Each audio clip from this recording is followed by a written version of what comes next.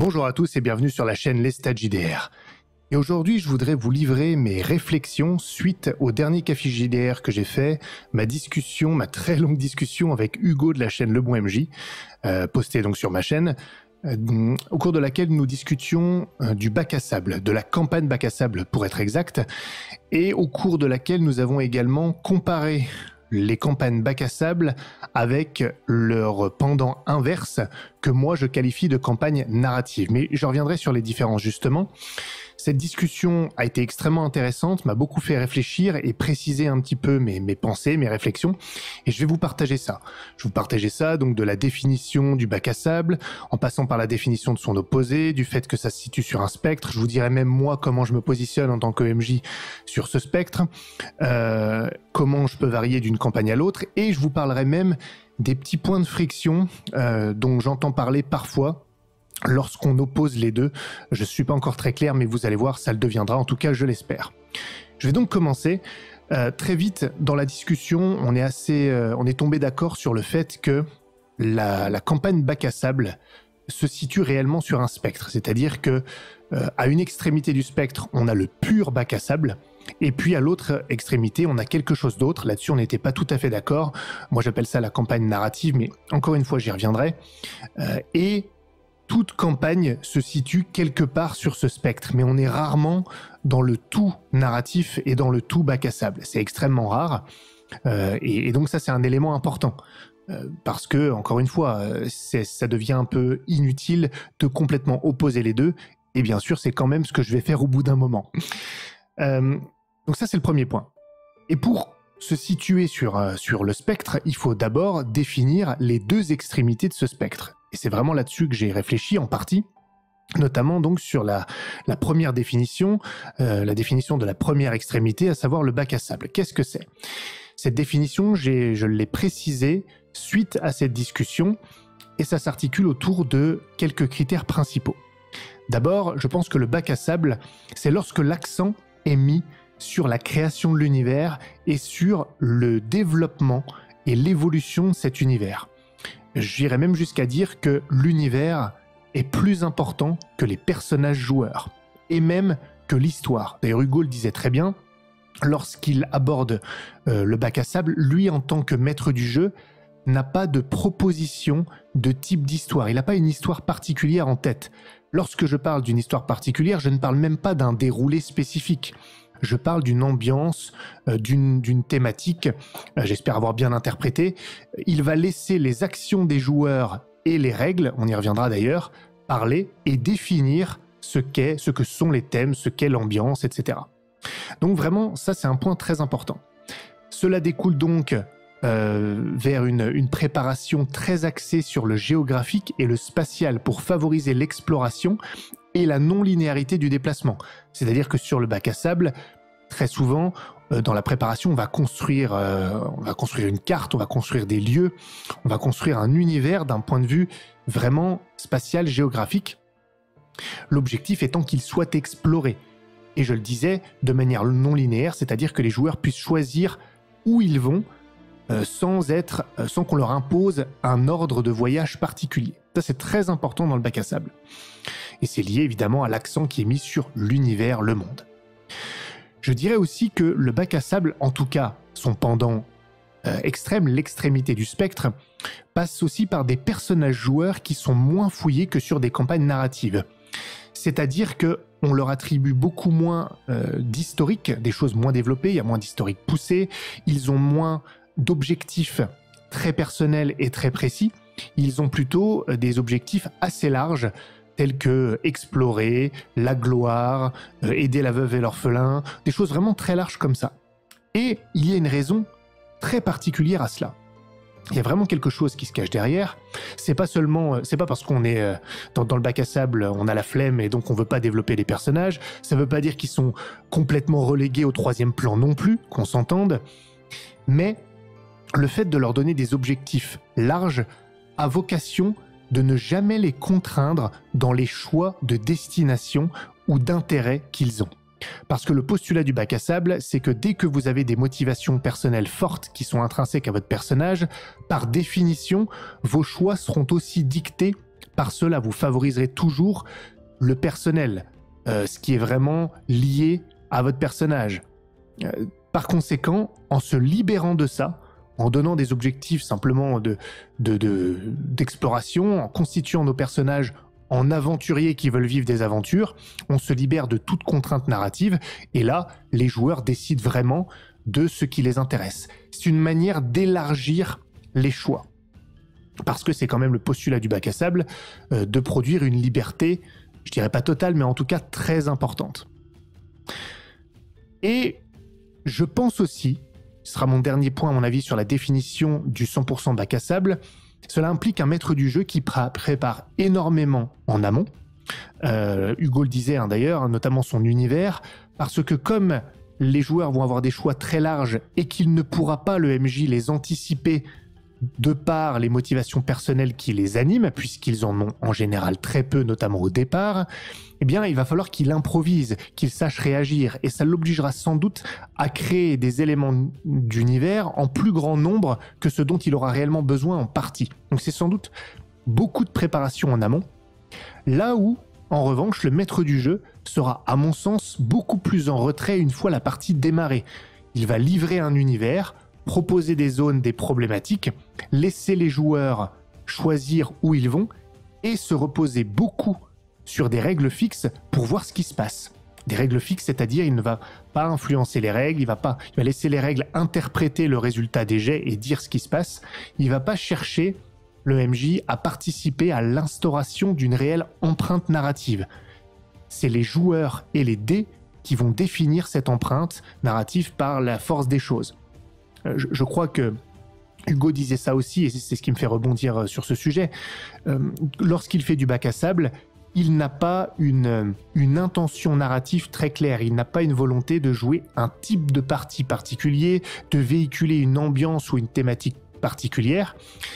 Tout ça va se dégager organiquement de par les choix des joueurs et le résultat des dés. Donc il y a le bac à sable, dans sa version la plus radicale, si j'ose dire, et je ne dis pas ça négativement, se repose beaucoup sur l'aléatoire. Et donc, par définition, le MJ va être plus en retrait, moins interventionniste. Alors voilà, ça c'est le bac à sable dans les grandes lignes tel que je le perçois maintenant, au regard de grâce à l'éclairage de cette discussion. Et maintenant, je voudrais essayer de définir le pendant inverse, l'autre extrémité de ce spectre. Je rappelle que ça se situe sur un spectre, rarement une campagne sera purement bac à sable ou purement campagne narrative. Alors, Hugo, mon interlocuteur, n'était pas tout à fait d'accord avec le fait que j'oppose le bac à sable à la campagne narrative, parce que, disait-il, et avec raison, le bac à sable n'est pas exempt de narratif, d'histoire qui se dégage, qui se crée. Il y a de l'histoire, et d'ailleurs, quand on écoute ça à Shadowmarch, encore une fois, je vous invite à aller l'écouter, je le fais moi-même, j'y prends beaucoup de plaisir. Il y a des éléments d'histoire qui se dégagent, donc il y a du narratif. Je ne vous dirai pas le contraire. Je pense quand même qu'il y en a moins que sur des campagnes dites narratives, mais j'y reviendrai plus en détail après. Lui pensait plutôt que l'extrême opposé du bac à sable, ce serait un jeu plus linéaire, plus chapitré, c'est-à-dire plus planifié en termes de séquençage d'histoire, et donc de plus de dirigisme. Et en réfléchissant à tout ça, je suis d'accord sur certains points, je vais y revenir, mais je suis aussi en désaccord sur cet aspect du dirigisme, justement. Je ne pense pas que l'inverse du bac à sable soit le dirigisme, parce que ça veut dire que le bac à sable est le seul style de campagne qui permet une liberté, et si on ne fait pas de bac à sable, alors on sera forcément un MJ dirigiste. Je ne suis pas d'accord, mais c'est aussi peut-être parce que j'ai une définition du dirigisme qui n'est pas la sienne, ou qui n'est pas d'ailleurs peut-être la vôtre. Pour moi, le dirigisme est forcément négatif. Il n'y a rien de positif dans le dirigisme, ce n'est pas la même chose que des rails, ce n'est pas la même chose que la linéarité. Le dirigisme, c'est lorsque le MJ a une vision tellement figée d'un déroulé des choses, d'un déroulé d'histoire, d'une séquence de chapitres, qu'il est prêt à renier et à ne pas prendre en compte les choix et les décisions des joueurs dans ce déroulement. En gros, c'est lorsque les décisions des joueurs n'ont pas d'impact parce que le MJ veut que l'histoire se déroule de telle manière, point. Ça, c'est du dirigisme, ça, c'est mauvais, notamment, et je l'ai déjà dit, parce que je pense que l'élément le plus important dans le jeu de rôle, à mon avis encore une fois, c'est la prise de décision. Le fait de décider des choses et de voir l'impact de ces décisions. Et le dirigisme est pour moi l'inverse de cela. Et je n'y souscris absolument pas. Par conséquent, l'opposé du bac à sable ne peut pas être ça. En revanche, en réfléchissant à ça, j'accepte tout à fait que la linéarité puisse être le pendant opposé du bac à sable. C'est-à-dire, déjà je vais vous dire pourquoi, pardon. Là où le bac à sable repose principalement sur l'univers et sa création, la campagne que j'appelle narrative va reposer beaucoup plus sur l'histoire, c'est-à-dire sur un déroulé chronologique. Ça ne veut pas dire planifier en avance, mais on y reviendra, il va quand même se passer des choses, il y a un mouvement. L'histoire, c'est le mouvement, là où l'univers est plus statique, même si s'il peut bien sûr évoluer au gré des actions des joueurs, en réalité, il évoluera grâce à des éléments d'histoire, qu'ils soient générés par le MJ ou par les joueurs. Donc l'histoire, c'est le mouvement, c'est un fil, c'est ce qui va se dérouler. Et la campagne narrative s'attache beaucoup plus à cela qu'au cadre. Le cadre, lui, c'est plutôt l'univers. Vous voyez, là, on commence à dégager une comparaison assez claire entre les deux. Par conséquent, la version radicale de l'histoire, c'est une histoire qui est prédéterminée dans ses chapitres, dans ses actes, si on voulait parler en termes de pièces de théâtre. Et donc, quelqu'un qui ferait l'opposé exact du bac à sable aurait une manière de préparer qui serait peut-être par chapitre, comme on me l'a suggéré d'ailleurs, pensant que c'est ce que je faisais dans mes campagnes. J'y reviendrai, mais c'est pas du tout ça, mais peu importe. Vraiment planifier en avance des chapitres, des actes, et faire en sorte que cette histoire se déroule de manière linéaire, prédéterminée en tout cas dans les chapitres. Et c'est là que je veux souligner la différence avec le dirigisme.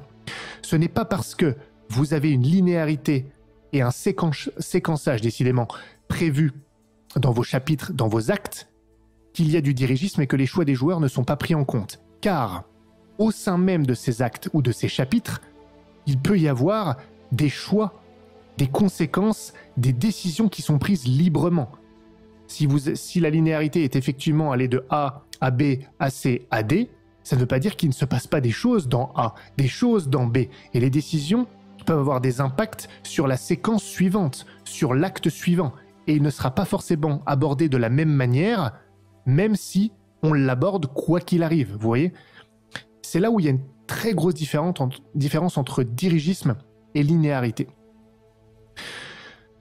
Et donc, d'ailleurs c'est la petite parenthèse, il y en a qui pensaient que moi je préparais mes campagnes en planifiant les chapitres, alors que bon, j'étais un peu surpris parce que c'est pas du tout comme ça que je l'explique dans mes vidéos, mais il est vrai que dans mon OneNote, je crée des intercalaires pour chaque session que je prépare, et je les appelle chapitres au lieu de les appeler sessions. Donc ça a pu induire les gens en erreur, mais en réalité je prépare seulement une session à l'avance, je ne prévois pas. Néanmoins, voilà, le pendant inverse du bac à sable, ça doit être, à mon avis, quelque chose de linéaire, de planifié à l'avance, mais sans que l'on renie les décisions des joueurs, j'insiste là-dessus. Et donc, à mon avis, dans cette campagne narrative, cette extrême inverse, là, il y a une importance plus grande des personnages joueurs. Leurs motivations sont souvent personnelles, viscérales, comme j'aime à le dire, et sont liées à l'intrigue ou aux intrigues. Ils ont des raisons vraiment profondes pour agir. Par conséquent, il est vrai que cela peut potentiellement, je ne vais pas dire réduire les choix, mais si par rapport à un bac à sable, parce que forcément ils vont hésiter entre des choses qui sont quand même liées à leur motivation personnelle. Donc si on compare à des choix qui sont véhiculés par une motivation beaucoup plus large, c'est sûr qu'il y en aura moins. Mais ça ne veut pas dire qu'il n'y en a pas. Donc, et je pense aussi que la campagne narrative va impliquer un maître du jeu peut-être moins présent dans l'aspect préparation, c'est-à-dire que même s'il prépare une séquence définie d'actes, il n'a à se concentrer que sur l'histoire et beaucoup moins sur l'univers dans lequel s'intègre cette histoire. Donc il préparera peut-être un petit peu moins en amont que pour du bac à sable. En revanche, une fois la partie lancée, il me semble qu'un maître du jeu dans une campagne narrative va être beaucoup plus présent, même s'il peut alterner peut parfois revenir un peu en arrière, parfois être plus présent, pour justement insuffler son empreinte narrative, son ambiance, sa thématique. Dans un cas comme ça, le maître du jeu a une intention narrative, il veut refaire sentir quelque chose de particulier, même si ça peut rester général. Encore une fois, ça ne veut pas dire qu'il a une intention exacte de la manière dont toute chose doit se dérouler dans son jeu. Non, c'est un peu comme peut-être, je sais pas moi, un écrivain ou un metteur en scène, peut-être un peu moins d'ailleurs parce qu'il va quand même pas tout prévoir, mais dans ce qu'il veut véhiculer comme ambiance, comme fil rouge, comme thématique. Et il a une action plus importante. Je dirais que dans la campagne narrative, finalement, il y a une plus grande force directrice, un souffle, un mouvement, une histoire. Voilà, je résumerai ça comme ça.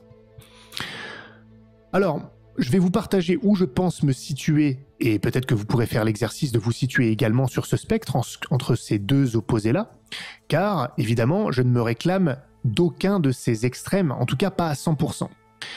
Mais j'ai tendance quand même au global à pencher plus du côté de la campagne narrative, mais en intégrant quand même un certain nombre d'éléments de la campagne bac à sable. Et d'ailleurs, je me suis reconnu dans beaucoup de choses que pratique Hugo sur sa Shadowmarch.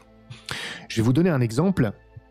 Le côté préparation spatiale et géographique est souvent présent dans mes campagnes, parce que j'aime beaucoup la possibilité de choisir où l'on va aller, et de manière non linéaire, parce qu'en tant que maître du jeu, comme ça, j'ai un univers et je vis une sensation de liberté dans le déplacement de mes joueurs. Je précise quand même, en parenthèse, que beaucoup de gens semblent réduire les décisions des joueurs et leurs choix à là où ils vont aller. C'est l'un des éléments des choix, mais il y a plein de types de décisions dans le jeu de rôle qui ne sont pas liées à où nous allons aller ensuite.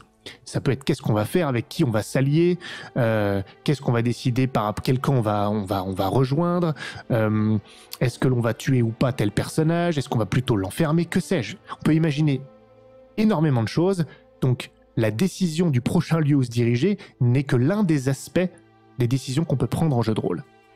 Cependant, je vous l'ai dit, moi j'aime bien, donc j'intègre beaucoup ça et je construis souvent des zones de jeu dans lesquelles les joueurs vont pouvoir évoluer. Cependant, il est vrai que pour que les joueurs aient envie d'explorer ce monde, je vais souvent leur donner des motivations narratives qui sont intrinsèquement liées aux motivations personnelles de leurs personnages. Je vais fortement intégrer leurs personnages, leur donner une raison d'être ici et d'agir. Ils vont souvent, s'ils ont, je sais pas moi, s'il y a 3 problématiques qui émergent dans l'univers, dans le monde, géographiquement parlant, je vais faire en sorte qu'ils aient un véritable intérêt à s'atteler à ces problématiques, plutôt que simplement parce qu'ils ont une motivation générale d'exploration ou d'aider, etc. C'est plus personnel que dans le bac à sable, et donc dans cet aspect-là, je penche beaucoup plus pour le narratif. Et en tant que maître du jeu, il est vrai que je veux me reposer beaucoup moins sur l'aléatoire pour injecter des événements ou des éléments d'évolution de l'univers. Je ne lance pas les dés pour ça, ou très rarement, ça peut m'arriver quand même. Je ne jamais dire jamais, ça m'arrive quand même quelquefois. Mais souvent, si j'ai envie d'injecter un cliffhanger et qu'il est cohérent au regard de l'histoire, c'est très important ça, la cohérence, je vais le faire à un moment que je juge narrativement propice. Je vais me dire, tiens, là, ça serait parfait. Sans renier pour autant les actions des joueurs. Il n'y a rien de pire que injecter un événement pour qu'il annule la décision et l'action d'un joueur qui vient d'être faite. Ça, c'est extrêmement frustrant. Ça revient à du dirigisme, ça revient à annuler l'impact du choix d'un joueur, et je ne le conseille pas, évidemment. Seulement, encore une fois, je vais être plus interventionniste dans ce genre de sujet. J'assume aussi le fait que je veux insuffler, je veux vraiment qu'on ressente mon empreinte et la thématique, l'ambiance que je veux donner à cette campagne, qui constitue même peut-être pourquoi pas, oui, un guide pour les joueurs qui veulent se câbler à cette ambiance-là, mais en aucun cas, ça veut dire que je vais décider pour eux ou décider d'un parcours exact qu'ils doivent entreprendre dans la campagne. Parfois, je vais reculer, être un peu plus en retrait et laisser faire. Parfois, je vais injecter un événement. Parfois, je vais faire bouger l'univers. Bon, chose qui peut être faite d'ailleurs dans du bac à sable également. Mais c'est ce que je considère être un élément un peu plus narratif. Il y a du mouvement. et j'assume de choisir cela en tant que maître du jeu. Et je le fais selon, je dirais, 3 credos. 1, prendre en compte les actions et décisions des joueurs dans la manière dont l'univers réagit et les injections, les événements interviennent. Ça se fait aussi, à mon avis, dans du bac à sable. Il faut également que ce soit cohérent. Il n'est pas question, comme j'ai pu l'entendre, d'actionner des leviers quand ça m'arrange pour faire... pour que des événements surviennent qui surgissent d'on ne sait où, qui n'ont pas été préparés, qui n'ont aucun sens, simplement pour que ça colle à ma proposition. C'est pas ça du tout, donc il faut qu'il y ait une cohérence. Et puis, il faut que ce soit narrativement impactant, que ça ait un intérêt narratif et que ça crée de l'intensité. Si j'ai envie d'injecter un cliffhanger à tel moment plutôt qu'avant ou après, parce que je sais que ça sera mieux d'un point de vue purement narratif et dans l'intensité que ça va générer pour les joueurs, je le fais si c'est cohérent et que ça n'entre pas en dissonance avec les décisions et leurs choix. Également, et je terminerai là-dessus en ce qui me concerne à titre personnel, ça c'est mon positionnement global, avec donc une appétence pour la campagne narrative, mais quand même du bac à sable, surtout en ce qui concerne la géographie et les déplacements. Mais d'une campagne à l'autre, je ne me positionne pas de la même manière sur le spectre, et je pense que c'est pareil pour tout le monde. Je pense à mes 3 dernières campagnes. La première, Les Larmes de Mornejour, avait pour thématique le destin d'un duché. Donc dans la proposition, on a plutôt une zone de jeu, ce qui correspond finalement à l'importance de l'univers dans le bac à sable. Et donc il y avait des problématiques qui pouvaient surgir, et les personnages avaient un rôle à jouer dans ce destin. Simplement, je leur avais donné des motivations personnelles en lien à ce qu'ils avaient créé eux-mêmes lors de la création de personnages, des intérêts intrinsèques, viscéraux à leurs personnages, pour qu'ils ne soient pas, si j'ose dire, remplaçables, et qu'ils ne soient pas simplement un aventurier de plus au milieu de cet univers. Et puis il y avait bien sûr de multiples intrigues qui propulsaient l'histoire. Donc on restait quand même sur de la campagne narrative, avec une forte notion de liberté géographique. Ensuite, j'ai eu Les Enfants du Fleuve, qui étaient, à mon avis, plus encore du côté campagne narrative et un peu moins bac à sable. Il y avait pourtant des choix de destination, mais beaucoup moins en arborescence et plus sur une ligne qui était le fleuve en l'occurrence. Est-ce que je vais à rebours du fleuve, en tout cas de son courant, ou est-ce que je suis le courant, je pouvais revenir en arrière, etc. Mais c'était plus sur une ligne. Il y avait donc une non-linéarité en termes de lieu, mais moins arborescente. J'espère que l'image est claire pour vous. Et puis enfin, ma dernière campagne au nom des pères revenait un peu plus du côté du bac à sable, mais toujours en penchant plus quand même du côté narratif, avec la création d'une zone de jeu qui était la grosse ville, dans laquelle je les lâchais. Dans la proposition, je leur avais même dit « je vous lâche dans le grand bain ». Et à partir de là, vous avez une proposition de départ sur votre objectif, faire tomber tel personnage important. Lorsque vous êtes dans cette ville, que faites-vous? Point d'interrogation et rien d'autre. Ils étaient complètement libres. Et en termes de points d'attache et de pistes, ils avaient les connaissances personnelles de leur personnage par rapport à leur passé que l'on avait défini ensemble. Donc vous voyez, je raccroche l'importance des personnages, de l'intrigue, mais tout en les disposant à évoluer dans un grand bain, une forme de bac à sable. Et d'ailleurs, certains de mes joueurs, 2 il me semble, se sont sentis au départ assez perdus dans le fait d'être dans un grand bain et d'avoir autant de liberté. Ce sont pourtant eux qui m'ont au départ listé tout ce qu'ils avaient l'intention de faire et ils se sont perdus dans leur propre liste. C'était assez amusant. Je ferme là la parenthèse. Voilà, je pense qu'on est tous à se positionner sur ce spectre et le positionnement peut être différent en fonction du type de campagne que l'on veut faire jouer. Je vais terminer ces réflexions en vous parlant de peut-être... allez, je crois qu'il y en a deux frictions, deux éléments sur lesquels je voudrais revenir. Je ne sais pas si on peut les appeler critiques, analyse. Bon, là, je vais prendre un peu plus position, en gros. J'ai l'impression quand même, lorsque l'on tend plus vers le bac à sable, que le maître du jeu va se mettre beaucoup en retrait. Il va être entré dans une sorte de passivité, et c'est ce qui fait que je préfère l'approche plus narrative au global, parce qu'en réalité... Certes, il va préparer beaucoup en amont, mais une fois que son univers sera préparé et que la partie va démarrer, il va se reposer beaucoup sur les règles et sur l'aléatoire. Ce sont donc les règles qui vont déterminer des conséquences lorsqu'il y a des réussites et des échecs de la part des joueurs. Alors vous allez me dire, c'est jamais complètement comme ça, je ne dis pas que le maître du jeu ne prend pas de décision dans le bac à sable, qu'on s'entende, je ne veux pas caricaturer. Mais il est quand même beaucoup plus en retrait. Il est quand même plus là comme un observateur qui a lâché ses joueurs dans un univers et qui va simplement observer, parfois en déclenchant quelques horloges, évidemment, ça c'est une pratique courante dans le bac à sable, mais qui va moins être présent pour injecter son ton, son ambiance. Et je vous avoue que c'est un élément que j'aime moins dans le bac à sable, qui parfois peut me donner l'impression qu'il est terne, y compris en tant que joueur. Je me positionne pas seulement comme MJ dans l'analyse. Quand je joue, j'ai besoin de ressentir la proposition que le MJ souhaite véhiculer. Parce que, en tant que joueur, je veux certes être libre, je veux certes interpréter mon personnage, mais je veux me câbler à l'ambiance, au thème que véhicule le maître du jeu. De la même manière, mon immersion va être favorisée par un maître du jeu que je sens présent, y compris dans le ton et y compris dans le type d'événement narratif qu'il va injecter dans l'histoire. J'ai besoin de me sentir propulsé, ou plutôt tiré par son ou ses fils conducteurs, sentir que je suis dans un mouvement, dans un souffle, dans une vague, et pour moi ça c'est l'histoire.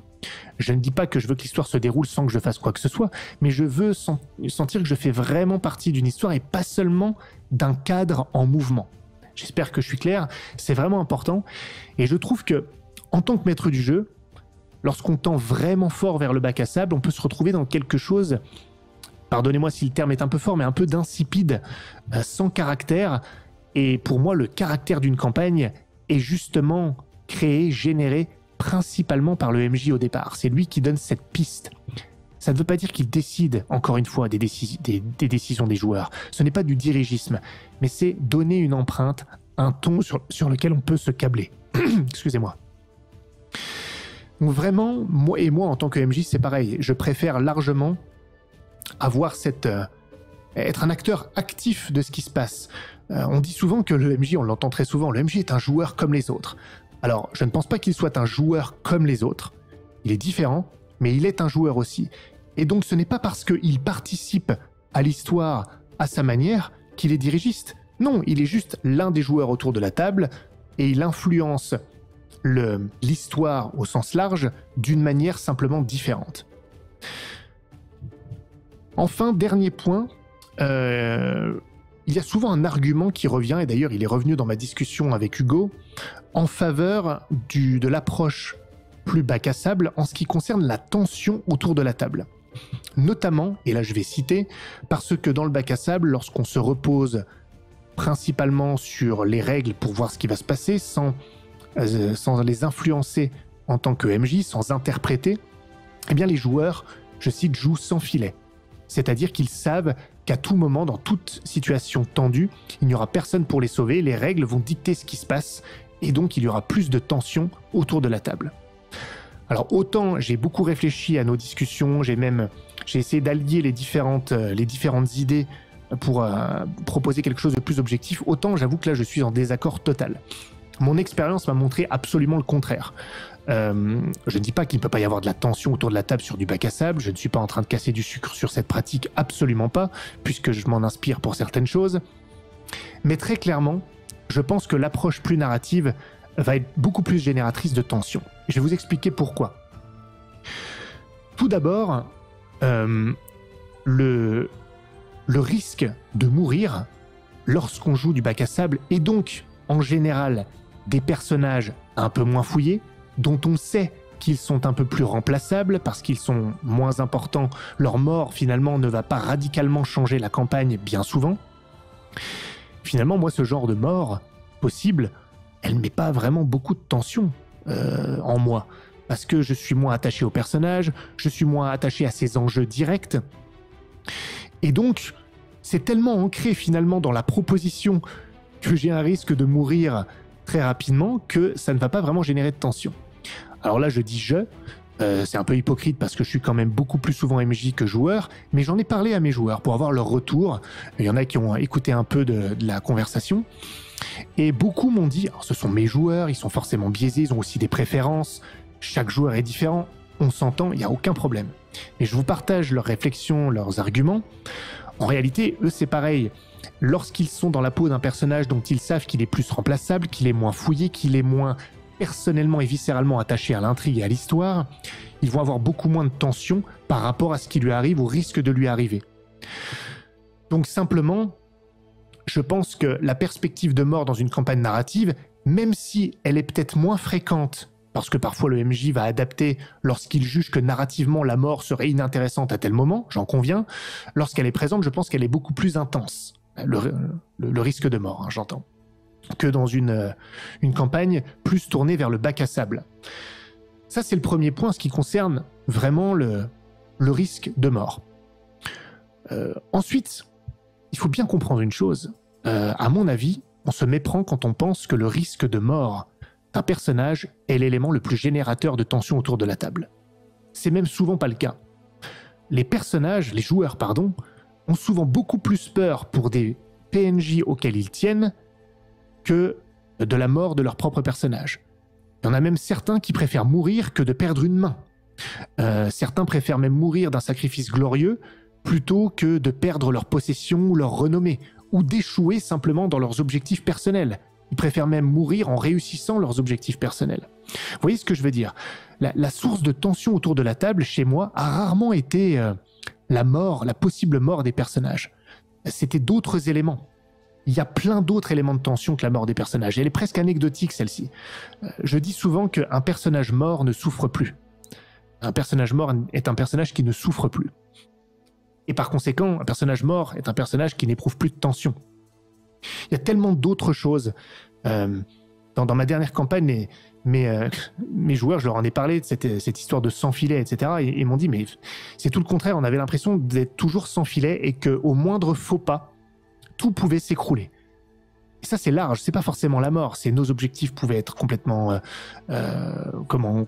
contrebalancés ou enrayés, pardon. On pouvait causer la mort de PNJ qui nous sont chers.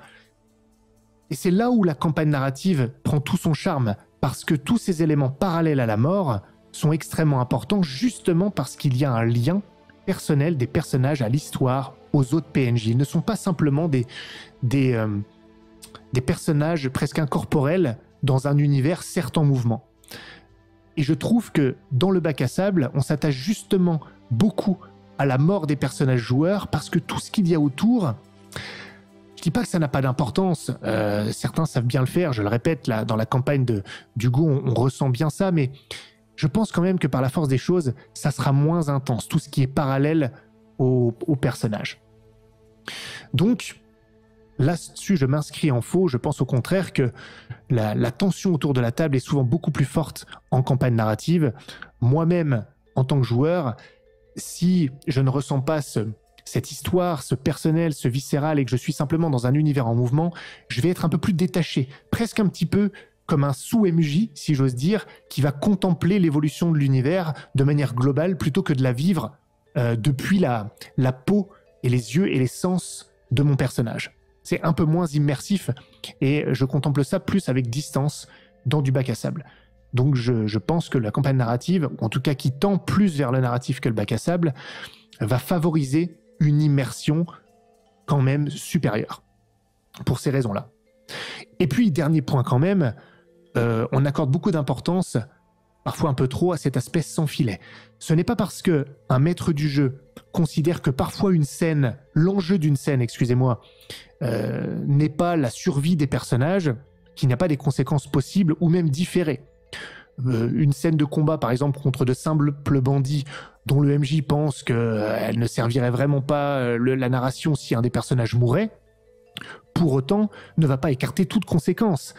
Et des échecs peuvent mener à des blessures pour les personnages qui pourront les pénaliser plus tard dans des situations qui, elles, seront potentiellement dramatiques. Ou peut-être qu'ils ne vont pas mourir, mais un PNJ qui est important pour eux va mourir. Donc certes, il y a une influence, j'en conviens parfaitement, une proposition du MJ pour une scène donnée s'il souhaite moduler les choses pour donner une tonalité. Je le reconnais bien volontiers, on n'est pas dans le tout est possible dans certains cas, et je ne dis pas que le MJ doit le faire tout le temps, il peut moduler, mais pour autant, et c'est le plus important pour moi, les échecs, les réussites, les décisions des joueurs auront quand même des conséquences néfastes ou vertueuses. L'enjeu final d'une scène n'est pas forcément la mort. C'est seulement un élément des possibles, encore une fois. Et ça ne veut pas dire que c'est du sans filet, car les conséquences peuvent être beaucoup plus craintes par les joueurs, je l'ai déjà dit, que leur propre mort. Et puis, c'est mon tout dernier point, ce n'est pas parce qu'au départ, un MJ s'est dit qu'une scène ne méritait pas narrativement la mort d'un personnage, que 1, il est obligé de leur dire, ils sont pas forcément censés le savoir, et que 2, ça ne peut pas changer. On dit souvent, oui, les joueurs vont gagner un sentiment d'impunité et commencer à faire tout ce qu'ils veulent. Je dis non, s'ils sortent de cette cohérence, et je vais être honnête avec vous, moi ça ne m'arrive jamais, et je ne pense pas que ça vous arriverait aussi. Si soudainement un joueur se dit « Tiens, je pense que j'ai l'immunité sur cette scène pour X ou Y raison, ou parce que le MJ n'a pas été très subtil, et qu'il se met à charger le troll à main nue, eh bien le MJ est libre de changer complètement le paradigme, parce que tout simplement, narrativement, il est cohérent que maintenant, il y a un risque très important de mourir. » Et en réalité, comme je vous le dis, on accorde nos violons assez facilement, et organiquement, ce genre de situation cocasse où le joueur se sent tout permis n'arrive pas vraiment souvent. En tout cas, moi, ça ne m'est jamais arrivé, et je ne pense pas que ce soit parce que j'ai été meilleur ou autre. À mon avis, chacun est raisonnable dans ces cas-là. Voilà, écoutez, j'ai essayé de faire aussi condensé que possible. Vous savez que ce n'est pas mon fort. Pour tout vous dire, j'avais déjà enregistré cette vidéo avant et c'était beaucoup trop long. J'ai fait 20 minutes mieux. J'espère que ça vous aura inspiré, intéressé. Je vous ai vraiment livré mes réflexions. C'était pas tout à fait une capsule conseil suite à cette discussion très intéressante. J'ouvre évidemment la possibilité d'un retour d'Hugo pour rediscuter du bac à sable, peut-être de manière plus spécifique et moins digressive. J'espère que ça vous aura plu, inspiré. Si c'est le cas, abonnez-vous à la chaîne, petit pouce bleu, et on se retrouve très bientôt pour la prochaine vidéo.